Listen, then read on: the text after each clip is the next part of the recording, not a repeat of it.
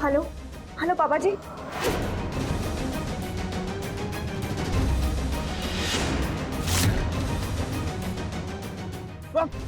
बच गया हूँ।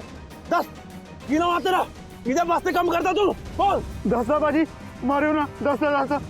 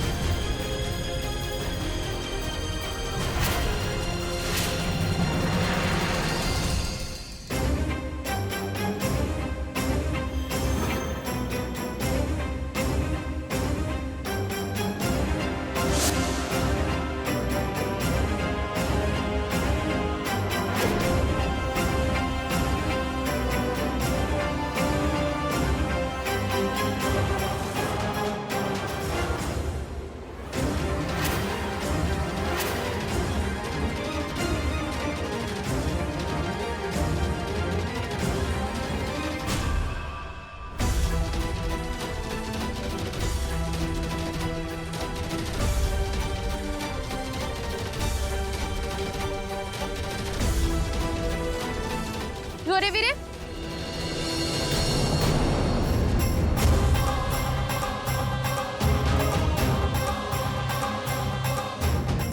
भाभी जी की होए जोरे वीरे इन्हें हफे क्यों तुसी? भाभी जी वो चोर एटीएम वाला चोर इधर किते बचा? इधर पर मैं तो एक बंदा उधर नु भजदा वेखिया ओ मेरे नाल ही वजह सी ते मैं डिगन भी लगी सी पर किधर भाभी जी? उधर नु।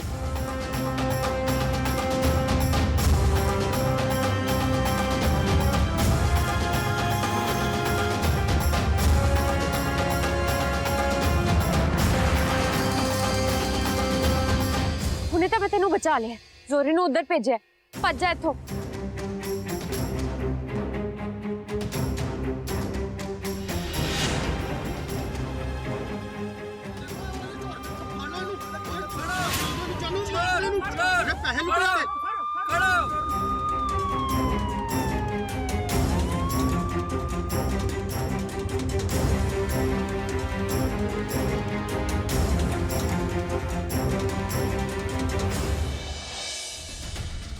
ਹੁਣ ਕਿੱਥੇ ਭੱਜਦਾ ਹੈ? ਉਹ ਦੇਖਦੇ ਕੀ ਆ ਨੱਪ ਲਓ ਇਹਨੂੰ ਕਿਉਂ ਇਹਨੂੰ ਬਣਾ ਸਾਨੂੰ ਭਾਓ ਵਧਾ ਦਿਓ ਇਹਨੂੰ ਮਾਮੇ ਨੂੰ। ਛੱਡੋ ਭਾਈ ਸਾਹਿਬ ਇਹਨੂੰ ਜਨਾਬ ਆਪੇ ਸਾਰਿਆਂ ਦੇ ਪੈਸੇ ਕਢਵਾ ਲੈਣਗੇ ਇਹਦੇ ਕੋਲੋਂ। ਭਾਜੀ ਮੈਨੂੰ ਬਚਾ ਲਓ ਭਾਜੀ ਮੈਨੂੰ ਬਚਾ ਲਓ ਭਾਜੀ ਮੈਨੂੰ ਬਚਾ ਲਓ ਮੈਨੂੰ ਬਚਾ ਲਓ ਮੇਰੇ ਕੋਲ ਕੋਈ ਪੈਸੇ ਨਹੀਂ ਕਿਸੇ ਦੇ ਭਾਜੀ ਮੈਨੂੰ ਬਚਾ ਲਓ ਭਾਜੀ ਮੈਨੂੰ ਬਚਾ ਲਓ ਭਾਜੀ। ਝੂਠ ਬੋਲਦਾ ਤੂੰ ਦੱਸ ਕਿੱਥੇ ਨੇ ਪੈਸੇ? ਮੇਰੇ ਕੋਲ ਤਾਂ 1 ਰੁਪਿਆ ਨਹੀਂ ਹੈਗਾ ਭਾਜੀ ਮੈਂ ਕੁਝ ਨਹੀਂ ਕੀਤਾ ਮੈਨੂੰ ਮਾਫ ਕਰ ਦਿਓ ਭਾਜੀ ਕੁਝ ਨਹੀਂ ਕੀਤਾ ਮੈਂ। ਨਹੀਂ ਸਾਰਾ ਕੁਝ ਆਪ ਸੱਚ ਦੱਸ ਦੇ ਨਹੀਂ ਤੇ ਇੰਨੇ ਬੰਦੇ ਰੋਕਣਾ ਔਖਾ ਹੋ ਜੂ ਮੈਨੂੰ ਕੁੱਟ ਮਾਰ ਦੇਣਗੇ ਤੈਨੂੰ। ਦੱਸ ਕਿਹਦੇ ਲਈ ਕੰਮ ਕਰਦਾ ਤੂੰ ਕੌਣ ਹੈ ਉਹ?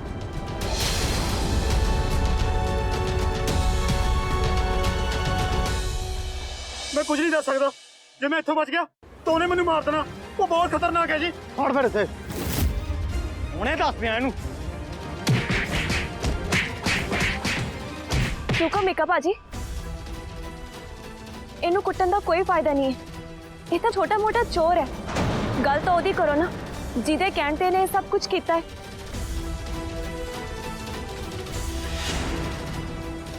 तुहानू याद है जदों असीं एटीएम तो बाहर निकल रहे सी तब ये किसी नाल फोन ते गल कर रहा सी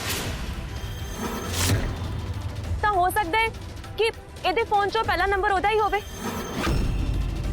जा कर तेरा फोन। आ प्रधान कौन हो?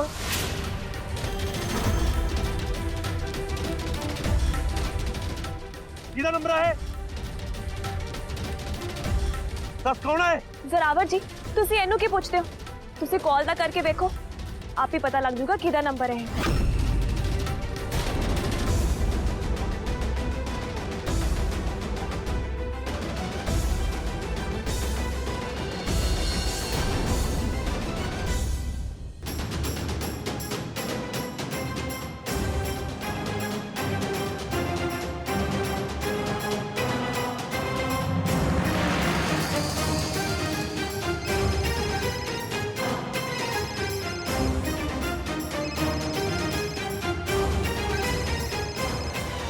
घंटी तो बज रही है, पर किधर?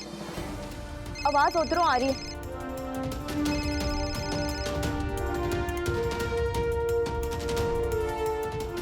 मेरा फोन तो कार में ही पिया रह गया।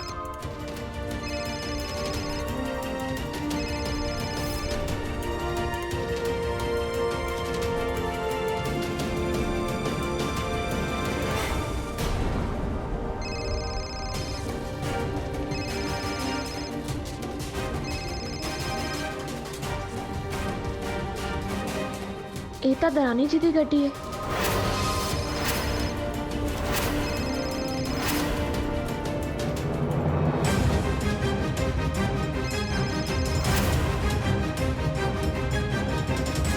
आ देखो इत्थे बज रहा है फोन।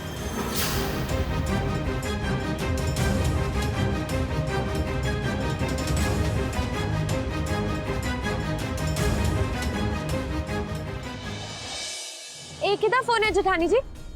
ये तो मेरा फोन है ही नहीं।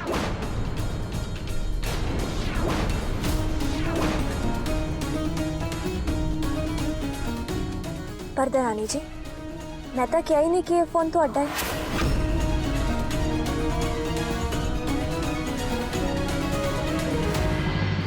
हाँ कोई तुहाडी कार दे कोल जरूर सुट गया है, क्योंकि एक गल तो पक्की है, ये जिदा भी फोन सी वो अपने इत्थे सारियां दे नेड़े तेड़े ही सी ते उन्हें घबराहट जाके ये फोन इत्थे सुटिया है ते उस तो बाद भज गया। जो भी होया जिदा भी होया जान बच गई मेरी, पर बची किदा?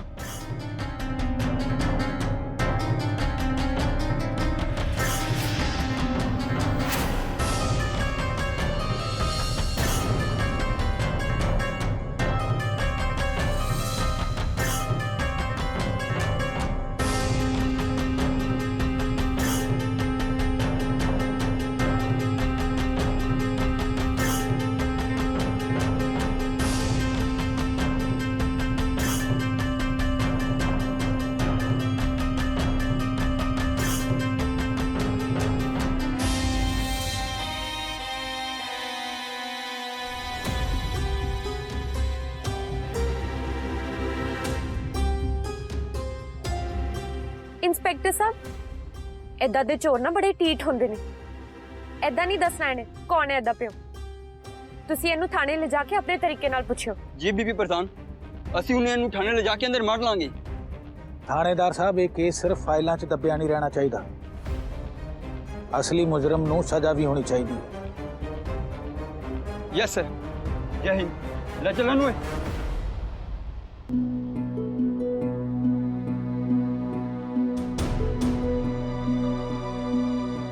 ਤੁਹਾਡਾ ਬਹੁਤ ਬਹੁਤ ਸ਼ੁਕਰੀਆ ਮੈਡਮ ਜੀ। कोई गल नहीं भाजी। ਅਜੂਨੀ ਜੀ ਤੁਸੀਂ ਤਾਂ ਅੱਜ ਸਾਨੂੰ ਬਚਾ ਲਿਆ। ਤੁਹਾਡੇ ਕਰਕੇ ਜੋਰਾ ਭਾਜੀ ਕਰਕੇ ਅੱਜ ਇਹ ਚੋਰ ਫੜਿਆ ਗਿਆ। ਨਹੀਂ ਤੇ ਸਾਨੂੰ ਪਤਾ ਨਹੀਂ ਕਿੰਨਾ ਤੁੱਕ ਲੱਗੀ ਜਾਣਾ ਸੀ। ਅਸੀਂ ਬੈਂਕ ਵਾਲਿਆਂ ਦੇ ਗੱਲ ਪਈ ਜਾਣਾ ਸੀ। पर इन्नी सिक्योरिटी होने के बावजूद भी वो बंदा पैसे किवें कढ़दा रहा, ये किवें हो सकता है? ये सब कार्ड क्लोनिंग दा खेड है पापा जी।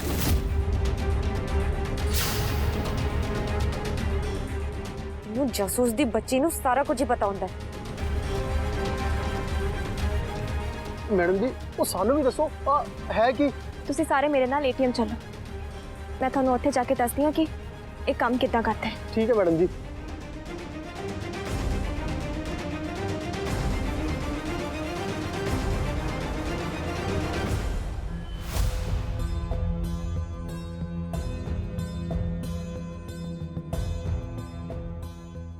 आ वेखो ते जदों साडे बैंक विच मैनेजर साहब नाल तुहाडी शिकायतां बारे गल हुई सी तां मैं इस ठगी दा तरीका इंटरनेट ते लभण दी कोशिश कीती सी। एक मिनट जोरावर जी, तुसीं मैनूं ओह चीज़ां दिओ जो चोर दे बैग चों मिलियां सी। हाँ जी।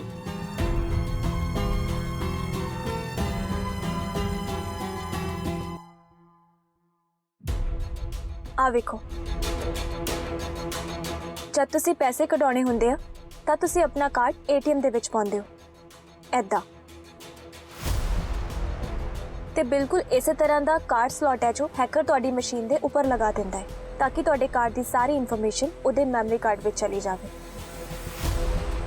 ਤੇ ਉਸ ਤੋਂ ਬਾਅਦ ਬਚਿਆ ਕੀ ਤੁਹਾਡਾ ਪਿਨ। ਉਸ ਪਿਨ ਨੂੰ ਸਕੈਨ ਕਰਨ ਵਾਸਤੇ ਕੰਮ ਆਉਂਦਾ ਹੈ ਇਹ ਕੈਮਰਾ, ਇੱਕ ਛੋਟਾ ਕੈਮਰਾ, ਤੇ ਇਸ ਤਰ੍ਹਾਂ ਤੁਹਾਡਾ ਪਿਨ ਵੀ ਰਿਕਾਰਡ ਹੋ ਜਾਂਦਾ ਹੈ। ਮਤਲਬ ਕਿ ਸਾਡੀ ਪਿਨ ਦੀ ਇਨਫੋਰਮੇਸ਼ਨ ਜਾਂ ਸਾਡੇ ਕਾਰਡ ਦੀ ਇਨਫੋਰਮੇਸ਼ਨ ਇਹ ਹੈਕਰ ਦੇ ਮੈਮਰੀ ਕਾਰਡ ਵਿੱਚ ਚਲੀ ਜਾਂਦੀ ਹੈ। ਮਤਲਬ ਇੱਥੇ ਕੈਮਰੇ ਦੇ ਵਿੱਚ ਸਾਰੀ ਵੀਡੀਓ ਬਣ ਜਾਂਦੀ ਹੈ ਜੀ ਨੰਬਰ ਇਹਦੇ। ਹਾਂਜੀ ਜ਼ਰਾਵਰ ਜੀ, ਇਹ ਹੈਕਰ ਦਾ ਇੱਕ ਤਰੀਕਾ ਹੈ, ਜਾਂ ਤੁਸੀਂ ਬਿਲਕੁਲ ਉਹਦਾ ਸਮਝ ਲਓ ਜਿਵੇਂ ਇੱਕ ਕਾਰਬਨ ਪੇਪਰ ਹੁੰਦਾ ਹੈ, ਤਾਂ ਕਿ ਜੋ ਅਸੀਂ ਉੱਪਰਲੇ ਪੇਪਰ ਤੇ ਲਿਖਿਆ ਉਹ ਥੱਲੇ ਵੀ ਸੇਮ ਛਪਦਾ ਹੈ ਨਾ, ਤਾਂ ਸੇਮ ਐਦਾਂ ਹੀ ਕਰਦਾ ਹੈ ਉਹ ਹੈਕਰ ਵੀ। ਤਾਂ ਇਸ ਤਰ੍ਹਾਂ ਉਹ ਤੁਹਾਡੇ ਏਟੀਐਮ ਕਾਰਡ ਦੀ, ਜਾਂ ਤੁਸੀਂ ਉਹਨੂੰ ਕਾਰਬਨ ਕਾਪੀ ਕਹਿ ਲਓ ਜਾਂ ਫਿਰ ਫੋਟੋ ਸਟੇਟ ਕਾਪੀ, ਜਿਹਦਾ ਕਿਸੇ ਨੂੰ ਪਤਾ ਹੀ ਨਹੀਂ ਲੱਗਦਾ, ਤਾਂ ਇਦਾਂ ਹੀ ਉਹ ਸਾਰੇ ਪਿੰਡ ਵਾਲੇ ਦੇ ਖਾਤਿਆਂ ਵਿੱਚੋਂ ਥੋੜੇ ਥੋੜੇ ਪੈਸੇ ਕਢਾਉਂਦਾ ਰਿਹਾ ਤਾਂ ਕਿ ਕਿਸੇ ਨੂੰ ਕੋਈ ਸ਼ੱਕ ਹੀ ਨਾ ਹੋਵੇ। ਐਡਾ ਵੱਡਾ ਕਾਂਡ ਕਰਤਾ ਇਹਨੇ ਤੇ ਸਾਨੂੰ ਪਤਾ ਵੀ ਨਹੀਂ ਲੱਗਿਆ। ਤੁਹਾਨੂੰ ਪਤਾ ਇਸ ਕਰਕੇ ਨਹੀਂ ਲੱਗਿਆ ਕਿਉਂਕਿ ਤੁਹਾਡੇ ਫੋਨ ਤੇ ਆਇਆ ਬੈਂਕ ਦਾ ਮੈਸੇਜ ਤਾਂ ਤੁਸੀਂ ਕਦੇ ਪੜ੍ਹ ਹੀ ਨਹੀਂ ਸਕੇ। ਬੈਂਕ ਦੇ ਮੈਸੇਜ? ਮਤਲਬ ਬੈਂਕ ਨੂੰ ਪਤਾ ਸੀ ਚੋਰੀ ਦਾ? ਬੈਂਕ ਨੂੰ ਇਦਾਂ ਦੀ ਚੋਰੀ ਦਾ ਨਹੀਂ ਪਤਾ ਲੱਗਦਾ, ਪਰ ਤੁਹਾਨੂੰ ਜ਼ਰੂਰ ਪਤਾ ਲੱਗਦਾ ਹੈ ਜਦੋਂ ਤੁਹਾਡੇ ਅਕਾਊਂਟ 'ਚੋਂ ਪੈਸੇ ਨਿਕਲ ਜਾਣ ਤਾਂ ਤੁਹਾਡੇ ਕੋਲੇ ਆਟੋ ਅਲਰਟ ਮੈਸੇਜ ਆਉਂਦਾ ਹੈ। Alert message? ਤੁਹਾਨੂੰ ਕਿਹੜਾ ਪੜ੍ਹਨਾ ਆਉਂਦਾ ਵਾ? ਤੁਸੀਂ ਬਿਲਕੁਲ ਸਹੀ ਕਿਹਾ, ਤੁਹਾਡੀ ਅਨਪੜ੍ਹਤਾ ਦੇ ਕਾਰਨ ਹੀ ਤੁਸੀਂ ਉਹ ਬੈਂਕ ਤੋਂ ਆਇਆ ਮੈਸੇਜ ਨਹੀਂ ਪੜ੍ਹ ਸਕੇ ਤੇ ਨਾ ਹੀ ਤੁਹਾਨੂੰ ਇਹਨਾਂ ਚੋਰੀਆਂ ਦਾ ਪਤਾ ਲੱਗਿਆ, ਜਦਕਿ ਤੁਹਾਡੇ ਖਾਤਿਆਂ ਦੇ ਵਿੱਚੋਂ ਇਹ ਚੋਰੀਆਂ ਪਿਛਲੇ 1 ਸਾਲ ਤੋਂ ਹੋ ਰਹੀਆਂ ਸੀ। 1 ਸਾਲ ਹੋ ਗਿਆ ਪੈਸੇ ਇਦਾਂ ਨਿਕਲਦਿਆਂ ਨੂੰ। ਇਹਦਾ ਮਤਲਬ ਸਾਨੂੰ ਏਟੀਐਮ ਕਾਰਡ ਵਰਤਣਾ ਨਹੀਂ ਚਾਹੀਦਾ। ਨਹੀਂ ਮੀਕਾ ਭਾਜੀ, ਏਟੀਐਮ ਕਾਰਡ ਤੇ ਇੱਕ ਬਹੁਤ ਵਧੀਆ ਸਹੂਲਤ ਹੈ, ਬਸ ਇਹ ਹੈ ਕਿ ਉਹਨੂੰ ਵਰਤਣ ਦੇ ਵਾਸਤੇ ਥੋੜੀ ਹੁਸ਼ਿਆਰੀ ਵਰਤਣੀ ਪੈਂਦੀ ਹੈ। ਤੁਹਾਨੂੰ ਸਭ ਤੋਂ ਪਹਿਲਾਂ ਇਹ ਚੈੱਕ ਕਰਨਾ ਚਾਹੀਦਾ ਹੈ ਕਿ ਏਟੀਐਮ ਮਸ਼ੀਨ ਦੇ ਬਾਹਰ ਇੱਕ ਸਿਕਿਉਰਿਟੀ ਗਾਰਡ ਦਾ ਹੋਣਾ ਬਹੁਤ ਜ਼ਰੂਰੀ ਹੈ, ਤੇ ਦੂਸਰੀ ਚੀਜ਼ ਇਹ ਜਿਹਦੇ ਵਿੱਚ ਤੁਸੀਂ ਕਾਰਡ ਪਾਉਂਦੇ ਹੋ ਇਹ ਵਾਲਾ ਸਲੋਟ ਇਹ ਬਿਲਕੁਲ ਵੀ ਢਿੱਲਾ ਨਹੀਂ ਹੋਣਾ ਚਾਹੀਦਾ, ਤੇ ਤੀਸਰੀ ਚੀਜ਼ ਤੁਹਾਡੇ ਉੱਪਰ ਕੋਈ ਵੀ ਸੀਸੀਟੀਵੀ ਕੈਮਰਾ ਨਹੀਂ ਹੋਣਾ ਚਾਹੀਦਾ ਕਿਉਂਕਿ ਬੈਂਕ ਦਾ ਸੀਸੀਟੀਵੀ ਕੈਮਰਾ ਤੁਹਾਡੇ ਬਿਲਕੁਲ ਸਾਹਮਣੇ ਲੱਗਿਆ ਹੁੰਦਾ ਹੈ ਤਾਂ ਜੋ ਤੁਹਾਡਾ ਪਿਨ ਰਿਕਾਰਡ ਨਾ ਹੋ ਸਕੇ। ਤੇ ਚੌਥੀ ਤੇ ਆਖਰੀ ਗੱਲ, ਤੁਹਾਨੂੰ ਅਗਰ ਬੈਂਕ ਦਾ ਕੋਈ ਵੀ ਮੈਸੇਜ ਆਵੇ ਉਹ ਤੁਸੀਂ ਸਭ ਤੋਂ ਪਹਿਲਾਂ ਪੜੋ, ਚੈੱਕ ਕਰੋ। ਜੇ ਅਗਰ ਤੁਸੀਂ ਪੈਸੇ ਨਹੀਂ ਕਢਾਏ ਤਾਂ ਤੁਸੀਂ ਉਹਦੀ ਇਨਫੋਰਮੇਸ਼ਨ ਜਾ ਕੇ ਬੈਂਕ ਨੂੰ ਦਿਓ। ਜੇ ਤੁਸੀਂ ਬੈਂਕ 'ਚ ਨਹੀਂ ਜਾ ਸਕਦੇ ਤਾਂ ਤੁਸੀਂ ਟੋਲ ਫ੍ਰੀ ਨੰਬਰ ਤੇ ਰਿਪੋਰਟ ਕਰ ਸਕਦੇ ਹੋ, ਮੇਲ ਤੇ ਰਿਪੋਰਟ ਕਰ ਸਕਦੇ ਹੋ, ਤੇ ਨਾਲੇ ਹੁਣ ਤਾਂ ਹਰ ਇੱਕ ਬੈਂਕ ਦੀਆਂ ਐਪਸ ਵੀ ਆ ਗਈਆਂ ਨੇ। ਦੇਖੋ ਇਹ ਤਾਂ ਹੈ ਏਟੀਐਮ ਫਰਾਡ ਤੋਂ ਬਚਣ ਦਾ ਤਰੀਕਾ, ਉਹਦੀ ਸਮੱਸਿਆ ਦਾ ਹੱਲ, ਪਰ ਤੁਹਾਡੇ ਸਾਹਮਣੇ ਤਾਂ ਇਦਾਂ ਦੀਆਂ ਸਮੱਸਿਆਵਾਂ ਆਉਂਦੀਆਂ ਹੀ ਰਹਿਣਗੀਆਂ ਨਾ ਜਦ ਤੱਕ ਤੁਸੀਂ ਪੜੋਗੇ ਲਿਖੋਗੇ ਨਹੀਂ। ਮਤਲਬ ਸਾਡੇ ਨਾਲ ਠੱਗੀਆਂ ਇਦਾਂ ਹੀ ਹੁੰਦੀਆਂ ਰਹਿਣਗੀਆਂ ਕਿ ਸਾਡੇ ਬਚਣ ਦਾ ਕੋਈ ਤਰੀਕਾ ਨਹੀਂ? ਇੱਕ ਤਰੀਕਾ ਹੈ, ਤੁਸੀਂ ਸਾਰੇ ਮੈਨੂੰ ਸ਼ਾਮ ਨੂੰ ਬਾਜਵੇਂ ਦੀ ਕੋਠੀ ਜਾ ਕੇ ਮਿਲੋ, ਫਿਰ ਅਸੀਂ ਉੱਥੇ ਗੱਲ ਕਰਾਂਗੇ। ਸ਼ਾਮ ਨੂੰ?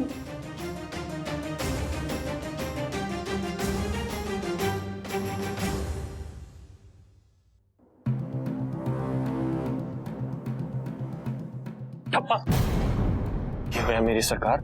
ਤੁਸੀਂ ਤਾਂ ਡਰ ਹੀ ਗਏ। ਅੱਛਾ ਮੇਰੀ ਸਰਕਾਰ, ਤੁਸੀਂ ਮੈਨੂੰ ਪੂਰੀ ਗੱਲ ਤਾਂ ਦੱਸੀ ਨਹੀਂ। ਉਹ ਠੱਗ ਨੂੰ ਤਾਂ ਪਾਪਾ ਜੀ ਨੇ ਪੁਲਿਸ ਦੇ ਹਵਾਲੇ ਕਰਤਾ, ਫਿਰ ਉਸ ਤੋਂ ਬਾਅਦ ਭਾਬੀ ਜੀ ਨੇ ਸਾਰਿਆਂ ਨੂੰ ਕੀ ਸਮਝਾਇਆ? ਕੁਝ ਨਹੀਂ ਸਮਝਾਇਆ, ਹਲੇ ਸਮਝਾਉਣਾ ਹੈ। ਸ਼ਾਮ ਨੂੰ ਬੁਲਾਇਆ ਸਾਰੇ ਅਨਪੜ੍ਹਾਂ ਨੂੰ ਬਾਜਵੇ ਦੀ ਕੋਠੀ ਵਿੱਚ। ਕੋਠੀ ਵਿੱਚ? ਪਰ ਇਹ ਜਿਹਾ ਕੀ ਹੈ ਜਿਹੜਾ ਕੋਠੀ 'ਚ ਸਮਝਾਉਣਾ?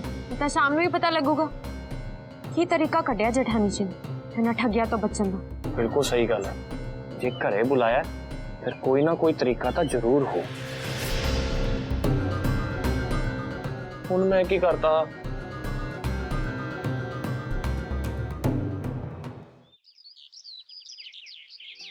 ਹਾਂਜੀ ਮੈਡਮ ਜੀ, ਹੁਣ ਦੱਸੋ ਆ ਠੱਗੀਆਂ ਤੋਂ ਬਚਣ ਵਾਸਤੇ ਕਿਹੜਾ ਤਰੀਕਾ ਲੱਭਿਆ ਤੁਸੀਂ? ਇੱਕ ਤਰੀਕਾ ਹੈ, ਬਸ ਇਹ ਹੈ ਕਿ ਤੁਸੀਂ ਸਾਰੇ ਮੇਰੀ ਗੱਲ ਧਿਆਨ ਨਾਲ ਸੁਣਿਓ ਤੇ ਉਹਨੂੰ ਸਮਝਣ ਦੀ ਕੋਸ਼ਿਸ਼ ਵੀ ਕਰਿਓ। ਜੀ ਮੈਡਮ ਜੀ। ਠੀਕ ਹੈ, ਜਿੱਦਾਂ ਮੈਂ ਕਹੂੰਗੀ ਤੁਸੀਂ ਉਦਾਂ ਹੀ ਕਰੋਗੇ? ਹਾਂਜੀ ਮੈਡਮ ਜੀ। ਤੁਸੀਂ ਸਾਨੂੰ ਸਮਝਾਓ ਤਾਂ ਸਹੀ। ਸਮਝਾਂਗੇ ਵੀ ਤੇ ਕਰਾਂਗੇ ਵੀ, ਜਿਵੇਂ ਤੁਸੀਂ ਅਜੂਨੀ ਮੈਡਮ ਜੀ ਸਾਨੂੰ ਕਹੋਗੇ ਅਸੀਂ ਉਵੇਂ ਹੀ ਕਰਾਂਗੇ। ਹਾਂ, ਕੰਮ ਥੋੜਾ ਔਖਾ ਜ਼ਰੂਰ ਹੈ ਪਰ ਮੈਨੂੰ ਉਮੀਦ ਹੈ ਕਿ ਤੁਸੀਂ ਸਾਰੇ ਜ਼ਰੂਰ ਕਰੋਗੇ ਤੇ ਸਮਝੋਗੇ ਵੀ। ਨਹੀਂ ਕਿਹੜਾ ਮੰਤਰ ਫੁੱਕਣ ਲੱਗੀ ਹੈ। ਹਜੂਨੀ ਮੈਡਮ ਜੀ, ਤੁਸੀਂ ਦੱਸੋ ਅਸੀਂ ਕਰਨਾ ਕੀ ਹੈ? ਦੇਖੋ, ਪੜ੍ਹਾਈ ਹੋਵੇ, ਸਿੱਖਿਆ ਜਾਂ ਐਜੂਕੇਸ਼ਨ ਕਹਿ ਲਓ, ਜ਼ਿੰਦਗੀ ਦੇ ਵਿੱਚ ਪਰੇਸ਼ਾਨੀਆਂ ਜਾਂ ਨਾ ਚੋਰੀਆਂ ਤੋਂ ਬਚਣ ਲਈ ਪੜ੍ਹਾਈ ਹਰ ਜਗ੍ਹਾ ਕੰਮ ਆਉਂਦੀ ਹੀ ਆਉਂਦੀ। ਹੋਰ ਵੀ ਬਹੁਤ ਸਾਰੀਆਂ ਪਰੇਸ਼ਾਨੀਆਂ ਨੇ ਜਿੱਥੇ ਪੜ੍ਹਾਈ ਹਰ ਕਦਮ ਤੇ ਸਾਡਾ ਸਾਥ ਦਿੰਦੀ ਹੈ। ਮਤਲਬ ਹੁਣ ਸਾਨੂੰ ਸਕੂਲ ਜਾਣਾ ਪਏਗਾ? ਉਹ ਪਿਓ ਪੁੱਤ ਇਕੱਠੇ ਹੀ ਚੱਲ ਜਾ ਕਰੋ ਸਕੂਲੇ। ਇਦਾਂ ਥੋੜੀ ਨਾ ਹੁੰਦਾ ਯਾਰ, ਮੈਡਮ ਜੀ ਇਸ ਉਮਰ ਦੇ ਵਿੱਚ ਪੜ੍ਹਨਾ ਪੜਾਉਣਾ ਸਾਡੇ ਵੱਸ ਦੀ ਗੱਲ ਨਹੀਂ ਹੈ। ਹੋਰ ਕੀ ਮੈਡਮ ਜੀ, ਹੁਣ ਬੱਚੇ ਪਾਲਣੇ ਤੇ ਸਕੂਲ ਜਾਣਾ। ਪਰ ਕਿਉਂ? ਤੁਸੀਂ ਕਿਉਂ ਨਹੀਂ ਪੜ ਸਕਦੇ? ਹੁਣ ਤਾਂ ਅੱਧੀ ਉਮਰ ਲੰਘ ਗਈ, ਬਾਕੀ ਵੀ ਏਦਾਂ ਲੰਘ ਜੂ। ਬਿਲਕੁਲ ਜੀ, ਨਾਲੇ ਪੜ੍ਹ ਲਿਖ ਕੇ ਹੁਣ ਕਿਹੜਾ ਸੀ ਡੀਸੀ ਲੱਗ ਜਾਣਾ। ਹੁਣ ਤਾਂ ਬੱਚਿਆਂ ਨੂੰ ਸਕੂਲ ਭੇਜੀਦਾ ਏ, ਸਵੇਰੇ ਖਵਾ ਕੇ ਭੇਜੀਦਾ ਏ, ਦੁਪਹਿਰੇ ਦੀਆਂ ਬੰਨ ਕੇ ਭੇਜੀਦਾ ਏ, ਸਾਰਾ ਦਿਨ ਏਦਾਂ ਹੀ ਲੰਘ ਜਾਂਦਾ ਹੈ। ਸਾਡੀ ਕਿੱਥੇ ਹੈ ਜੀ ਹੁਣ ਪੜਨ ਦੀ ਉਮਰ। ਪਰ ਇਹ ਤਾਂ ਬਿਲਕੁਲ ਗਲਤ ਗੱਲ ਹੈ ਨਾ। ਤੁਸੀਂ ਆਪ ਵੇਖੋ, ਪੜ੍ਹਾਈ ਤਾਂ ਤੁਹਾਡੇ ਹਰ ਪੈਰ ਤੇ ਕੰਮ ਆਉਂਦੀ ਹੈ। ਤੇ ਤੁਸੀਂ ਆਪ ਵੇਖੋ, ਪਹਿਲਾਂ ਤਾਂ ਚਿੱਠੀਆਂ ਦਾ ਜ਼ਮਾਨਾ ਹੁੰਦਾ ਸੀ ਨਾ, ਪਰ ਹੁਣ ਉਹਨਾਂ ਚਿੱਠੀਆਂ ਦਾ ਜ਼ਮਾਨਾ ਨਹੀਂ ਰਿਹਾ। ਹੁਣ ਤਾਂ ਟੈਲੀਕਮਿਊਨੀਕੇਸ਼ਨ ਆ ਗਈ।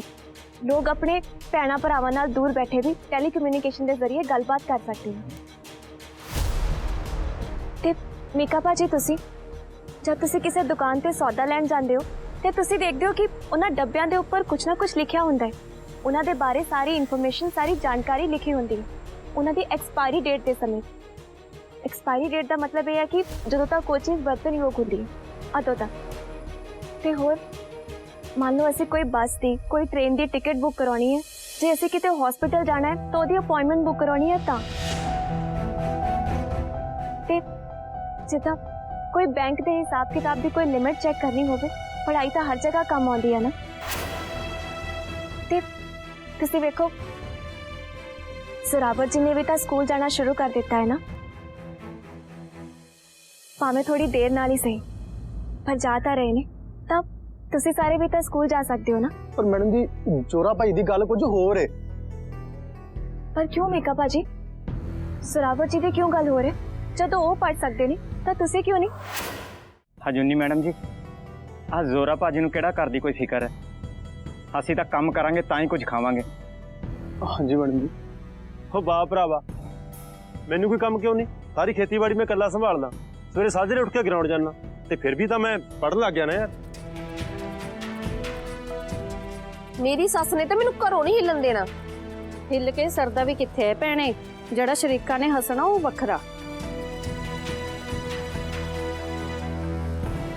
ਠੀਕ ਹੈ, ਅਗਰ ਤੁਸੀਂ ਸਾਰੇ ਸਕੂਲ ਨਹੀਂ ਜਾ ਸਕਦੇ, ਪਰ ਤੁਸੀਂ ਸਾਰੇ ਇੱਥੇ ਬਾਜਵਿਆਂ ਦੀ ਕੋਠੀ 'ਚ ਤਾਂ ਆ ਹੀ ਸਕਦੇ ਹੋ ਨਾ।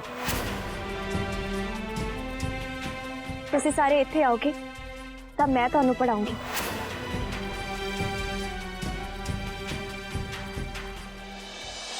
ਚਲੋ ਠੀਕ ਹੈ ਮੈਡਮ ਜੀ, ਮੈਂ ਆਪਣੀ ਸੱਸ ਨੂੰ ਮਨਾਉਣ ਦੀ ਕੋਸ਼ਿਸ਼ ਕਰਾਂਗੀ। ਤੇਰੀ ਤਾਂ ਮੰਨ ਜੂ, ਪਰ ਮੇਰੇ ਬੱਚਿਆਂ ਨੂੰ ਕੌਣ ਸੰਭੋ? ਨਾ ਮੇਰੀ ਸੱਸ, ਨਾ ਮੇਰੀ ਨਨਾਣ। ਹਜੂਨੀ ਮੈਡਮ ਜੀ, ਜੇ ਮੈਂ ਇੱਥੇ ਆਵਾਂਗਾ ਫਿਰ ਮੇਰੀ ਥਾਂ ਤੇ ਦਿਹਾੜੀ ਕੌਣ ਜਾਊਗਾ? ਮੈਡਮ ਜੀ, ਤੁਸੀਂ ਸਾਡੇ ਬਾਰੇ ਇੰਨਾ ਕੁਝ ਸੋਚਿਆ, ਬਹੁਤ ਬਹੁਤ ਧੰਨਵਾਦ ਜੀ। ਹਾਂਜੀ ਮੈਡਮ ਜੀ, ਹੁਣੇ ਪੜ੍ਹਨਾ ਲਿਖਣਾ ਸਾਡੇ ਵੱਸੋਂ ਬਾਹਰ ਹੈ। ਚੰਗਾ ਮੈਡਮ। ਚੰਗਾ ਮੈਡਮ ਜੀ। ਸਤਿ ਸ਼੍ਰੀ ਅਕਾਲ। ਸਤਿ ਸ਼੍ਰੀ ਅਕਾਲ।